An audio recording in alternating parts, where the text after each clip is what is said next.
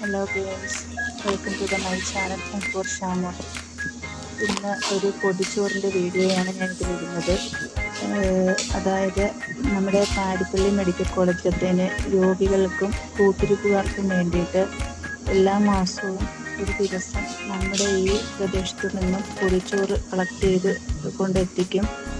അപ്പം അതുമായിട്ട് ബന്ധപ്പെട്ട് ഇന്ന് നമുക്ക് പൊതിച്ചോറ് പറഞ്ഞേക്കുകയാണ്. പോകും എല്ലാ വീടുകളിൽ നിന്നും അവരത് കളക്ട് ചെയ്ത് കറക്റ്റ് സമയത്ത് 11:30 ആകുമ്പോഴത്തേന് അവിടെ മെഡിക്കൽ കോളേജിൽ കൊണ്ട് എത്തിക്കുന്നതായിരിക്കും. നമ്മളാൽ കഴിയുന്ന ഒരു സഹായം. ഈ പൊതിച്ചോറിൻ്റെ കാര്യം ചില വീടുകളിൽ പറയുമ്പോൾ അവർക്ക് ഭയങ്കര ഇഷ്ടക്കേടാണ്.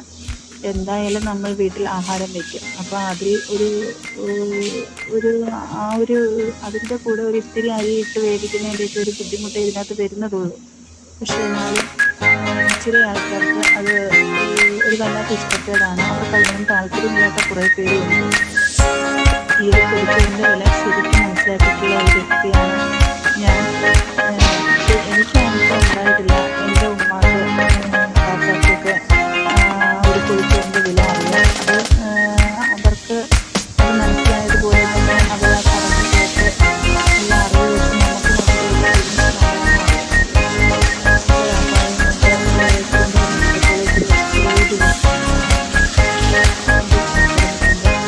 ആ സമയത്ത് അവർക്ക് ഹോട്ടലിൽ ആഹാരമൊക്കെ കഴിച്ച് നമുക്ക് സന്ദർഭങ്ങൾ ഉണ്ടാക്കും. അപ്പോൾ ഈ കിട്ടുന്ന പൊതിച്ചോറ് അവർക്ക് നല്ലൊരു ആശ്വാസമായിരുന്നു.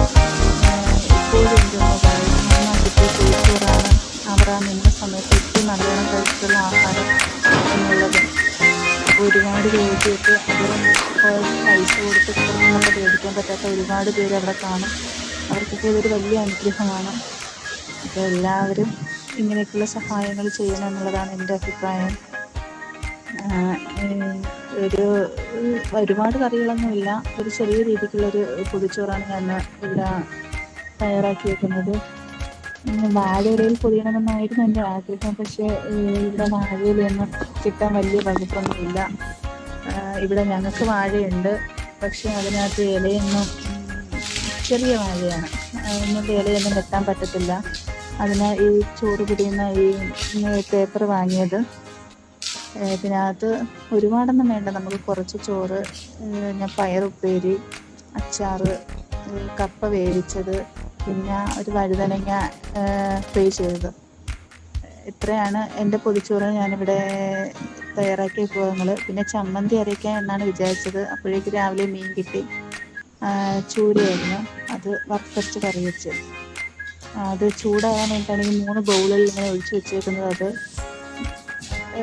പിന്നെ ചോറും എല്ലാം പൊതിഞ്ഞതിന് ശേഷം ആ കറി കവറിനകത്ത് ഒഴിച്ച് ചോറിനകത്ത് വെക്കേണ്ടെന്നും പറഞ്ഞുകൊണ്ടാണ് ആദ്യം ചോറ് പൊതിഞ്ഞതിന് ശേഷം ആ കറി സെപ്പറേറ്റ് ആയിട്ട് കെട്ടി അതിൻ്റെ മണ്ടയിൽ വെച്ചിട്ട് പിന്നെ ഒരു പേപ്പർ കൂടെ ആയിട്ട് പൊതിഞ്ഞത്. എന്തായാലും നമ്മുടെ പൊതിച്ചോറ് ഇവിടെ റെഡി ആയിട്ടുണ്ട്. ഇനി കുറച്ച് കഴിയുമ്പം അവർ വന്ന് ഇവിടുന്ന് എടുത്തുകൊണ്ട് പൊക്കോളും. നമ്മൾ ചെയ്യുന്ന കുറേ തെറ്റുകൾക്കിടയിൽ നമുക്ക് പറ്റുന്ന ചെറിയ ചെറിയ ചില നല്ല കാര്യങ്ങളാണ് ഇതൊക്കെ. എല്ലാവരും ഇതുപോലെ ചെയ്യാൻ ശ്രമിക്കുക. എൻ്റെ ഈ വീഡിയോ ഇഷ്ടപ്പെട്ടെങ്കിൽ ലൈക്ക് ചെയ്യുക, കമൻറ്റ് ചെയ്യുക, ഷെയർ ചെയ്യുക. എൻ്റെ ചാനൽ സബ്സ്ക്രൈബ് ചെയ്യുക. ബൈ.